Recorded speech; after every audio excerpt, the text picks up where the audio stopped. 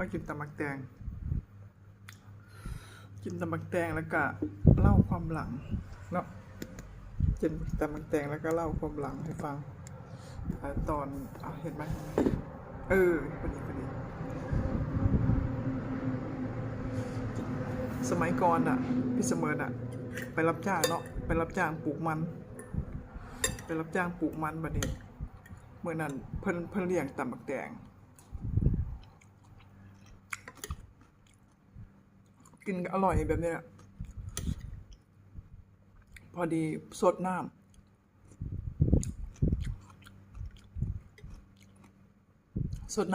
หลายมื้อนั่นเนาะทั้งวันเดียวพอตอนกลางคืนแบบนี้พอตกกลางคืนขึ้นมาแต่ตอนเที่ยงตอนยันมันก็บ่เป็นหยังเราไม่มีอาการอะไรทั้งสิ้นเนาะพอตอนกลางคืนบ้านพี่เสมอสิเป็นภาคอีสานสิมีผู้บ่าวมาคุยนำเด้สิมีผู้บ่าวมาจีบสาวตอนแรงๆนะผู้บ่าวเขาสิขึ้นบ้านสิมานั่งคุยกันพี่เสมอก็สิมีพี่เสมอสิบ่มีแฟนดอกสิมีแต่ขาจรที่แบบว่าเพิ่นแนะนำกันมาเล่าต่อโอ้เผ็ดมากบัดนี้พอตกกลางคืนมาเนาะเฮาก็สิมีแบบว่าผู้บ่าวมาถึงเนาะเราถึงตอนนี้เนาะผู้บ่าวแม่เสมอก็นั่งกระสับกระส่ายเนาะแสดงว่าเพิ่นก็ฮู้ว่าพี่เสมอเอาแล้วที่ไหนได้เขาปวดท้องมาแต่กลางเว้นแล้วที่จักไปรับจ้างปลูกมันปวดท้องมาตั้งแต่กลางเว้นแล้ววันนี้อุ้ยบัดนี้พอผู้บ่าวบอกว่าข่อยเมื่อกันเด้อพอดีมันดึกในเวลาแล้วเนาะผู้บ่าวเดินไป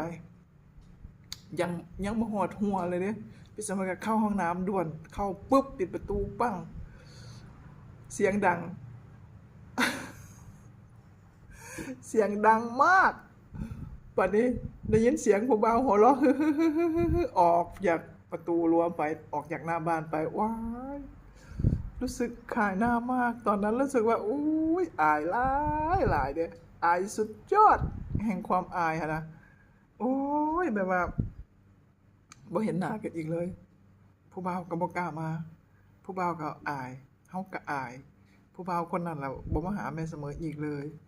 โหแม่เสมอทำเสียงดังสุดๆนะท้องมันเสียเนาะมันก็จวดตึ้มบึ้มแล้วจวดมาเดียวโอ้โหเลยโถส้วมไปอีก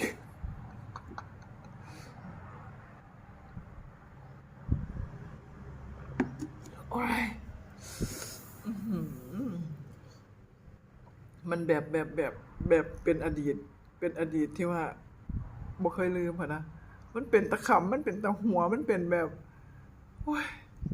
จากวันนั้นถึงวันนี้บ่เห็นหน้าคนนั้นเลยผู้บ่าวคนนั้นล่ะพี่เสมอก็บ่เห็นหน้าอีกเลยเขาหายไปเลยจากชีวิตของเราเลยโอ้แสดงว่าเนาะต้องระวังเลยการกินกันอย่างเนี้ยถ้ามีผู้บ่าวเนี่ยห้ามกินตำบักแตงสดน้ำเด็ดขาดเดี๋ยวมันสิมีอาการแบบเหมือนแม่เสมอเด้อผู้บ่าวคนนั้นเพิ่นสิบ่กลับมาหาเฮาอีกเพิ่นจะหายไปเลยหายหน้าหายตา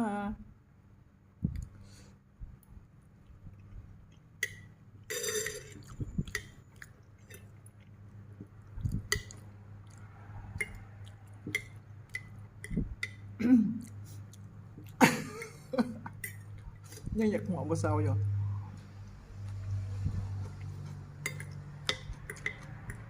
มีแต่เรื่องอดีตเนาะ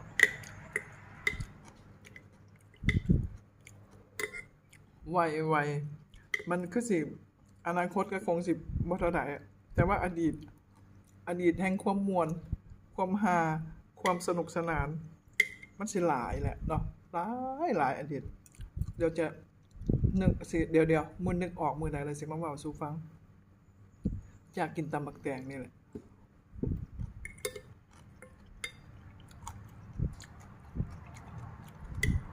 เพื่อนๆถ้าผู้ใดเป็นสาวๆอยู่ลูกๆหลานๆเด้ออย่าเฝ้าสดน้ำหลายมันจะช่วยย่อยอย่างด่วนนะมันสิแบบผู้บ่าวผู้นั้นไปเลยแหมบ่กลับมาเลยแล้วก็จากกันไปเลยตอนนี้ยังไม่เห็นกันอยู่ตอนเฒ่าก็ยังไม่เห็นกันเลย ว้าอร่อยค่ะ ขอบคุณที่รับชมคลิป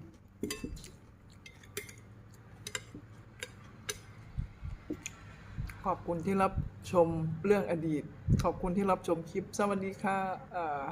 บ๊ายบาย